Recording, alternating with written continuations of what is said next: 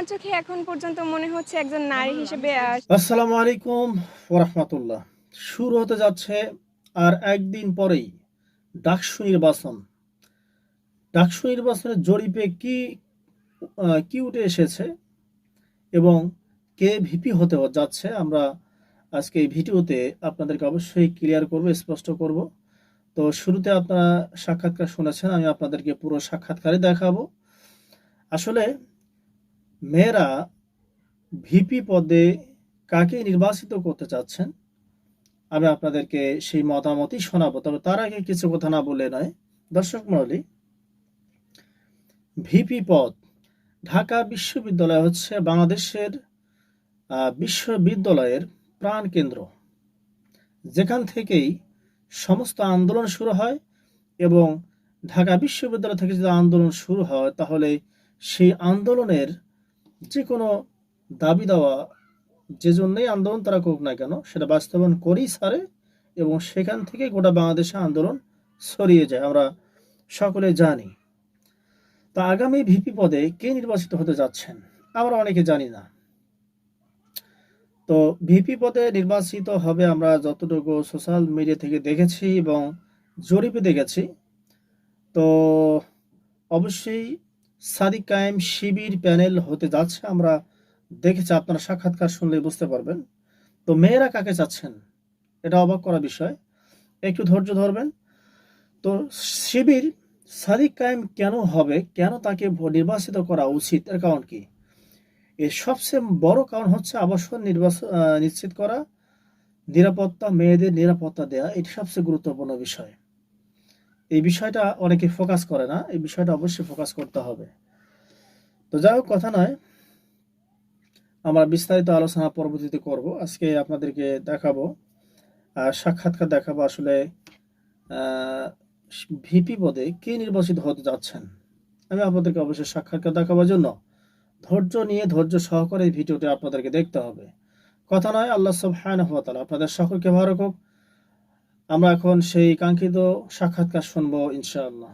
আমার চোখে এখন পর্যন্ত মনে হচ্ছে একজন নারী হিসেবে শিবির সমর্থিত প্যানেলই সবার মানে মেয়েদের চোখে এগিয়ে আছে। আমার চোখে, আমি আমার এতে বলছি, আমার দিক থেকে বলছি। যেমন আমার কাছে অলরেডি শিবিরের মানে প্রচারণার কথা যদি বলি, সেটা অলরেডি আমার কাছে আমি ৭ থেকে ৮ বার পেয়েছি। শিবিরের লিফলেট বা তাদের প্রচারণাটা ভালো ছিল, এটা আমি বলবো। তো সেই হিসাবে আমরা অবশ্যই ভাগ্যবান এবং চারিদিকে আমরা এখন আসছি লিফলেট কালেক্ট করতে আসছি। মানে এটা একটা আনন্দ যে ইউনিক যে লিফলেটগুলো আছে ওগুলো কালেক্ট করে রেখে দেবো, এরকম এই জন্য আসছি আর কি। ভাইবটা ছিল ডাকসু ভাইব, সবাই লিফলেট দিছে, আমরা নিয়েছি, অনেক সুন্দর, ভালো লেগেছিল। আজকে শেষ দিনের জন্য আর কি একটু ইয়ে লাগতেছে যে শেষ হয়ে যাবে, এই ভাইবটা এরকম আর কি।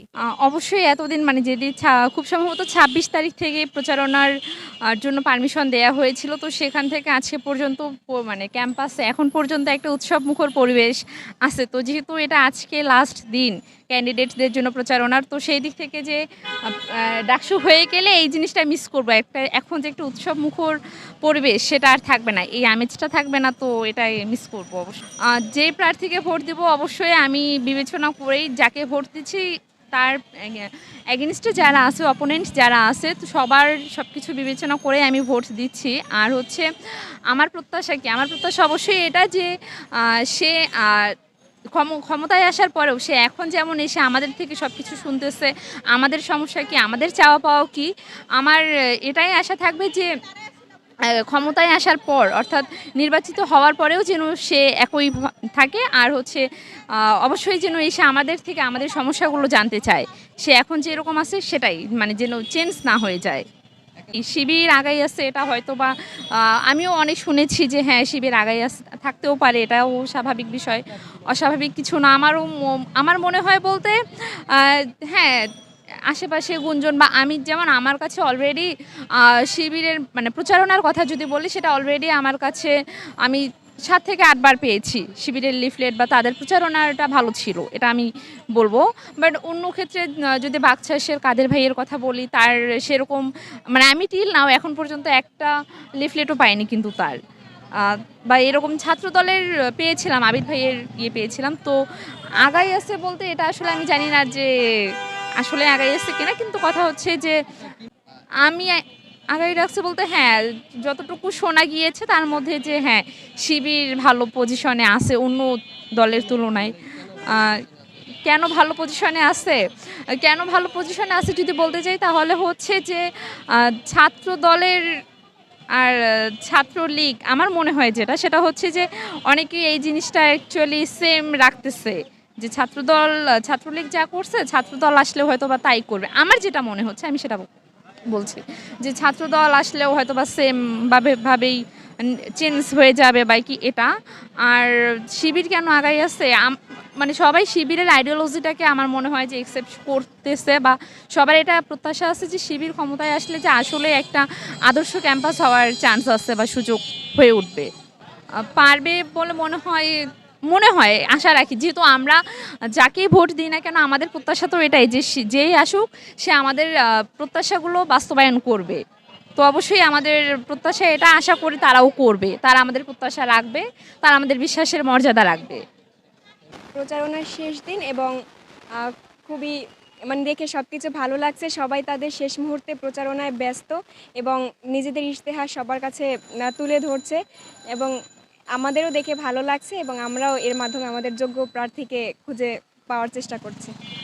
একজন নারী হিসেবে প্রত্যাশা থাকবে ক্যাম্পাসে নারী নির্যাতন ও যৌন নিপীড়নের বিরুদ্ধে যেন তারা সোচ্চার থাকে এবং মেয়েদের আবাসন সংকটের বিষয়টা যেন তারা খুব ভালো করে দেখে আর ক্যাম্পাসে যেন নিরাপদ একটা ক্যাম্পাস আমাদেরকে উপহার দেয়, এটাই আমার মানে তার প্রতি প্রত্যাশা থাকবে।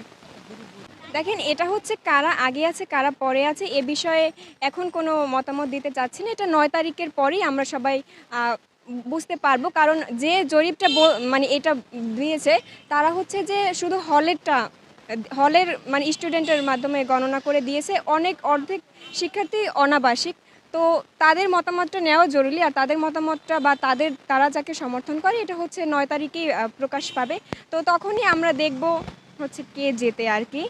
আর আমার চোখে তো এটা নিয়ে কি বলবো, আমার চোখে এখন পর্যন্ত মনে হচ্ছে একজন নারী হিসেবে শিবির সমর্থিত প্যানেলই সবার মানে মেয়েদের চোখে এগিয়ে আছে। আমার চোখে আমি আমার বলছি, আমার দিক থেকে বলছি। এছাড়াও অন্যান্য দলও তাদের মানে প্রচারণা করছে এবং তারাও এগিয়ে আছে।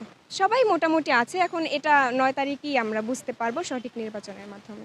জি, আজকে হচ্ছিল শেষ দিন। তো আমরা প্রথম বর্ষ অনুযায়ী মানে অনেকদিন ধরে আর কি ভাইবটা ছিল ডাকসু ভাইব। সবাই লিফলেট দিছে, আমরা নিয়েছি। অনেক সুন্দর ভালো লেগেছিল। আজকে শেষ দিনের জন্য আর কি একটু লাগতেছে যে শেষ হয়ে যাবে এই ভাইবটা এরকম আর কি। আসলে ভোট যাদেরকে আমরা দিব তাদের কাছে অবশ্যই আমাদের ডিমান্ড হচ্ছিল যে ক্যাম্পাসের নিরাপত্তা এটা একটা মেইন জিনিস। আর ক্যাম্পাসকে উন্নয়ন করা, ডেভেলপমেন্ট করা। আর মেইনলি হচ্ছিল যে রাজনীতি রিলেটেড, বাট রাজনীতিকে ফোকাস না করে যদি স্টুডেন্টদের ডিমান্ডগুলা ভালোভাবে পূরণ করে তাহলে ওইটা আর কি আমাদের জন্য ভালো হয়।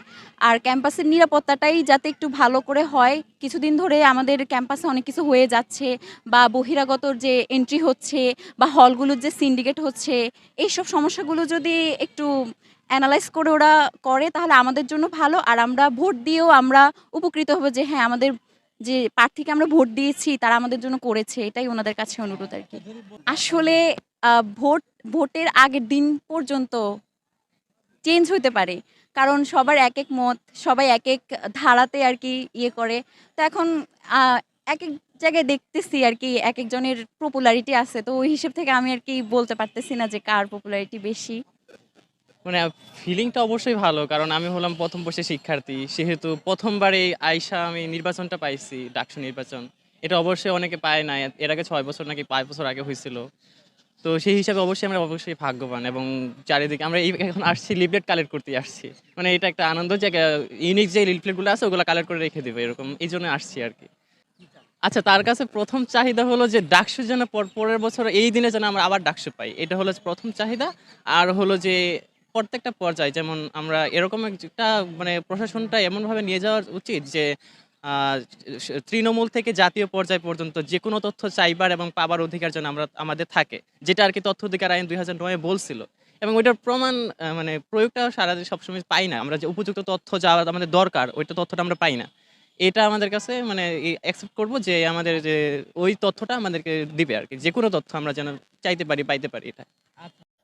আলহামদুলিল্লাহ, আপনারা অবশ্যই শুনেছেন ছাত্রদের ছাত্রীদের সাক্ষাৎকার। আসলে নির্বাচিত কে হতে যাচ্ছেন আমরা অনেকেই জানি না।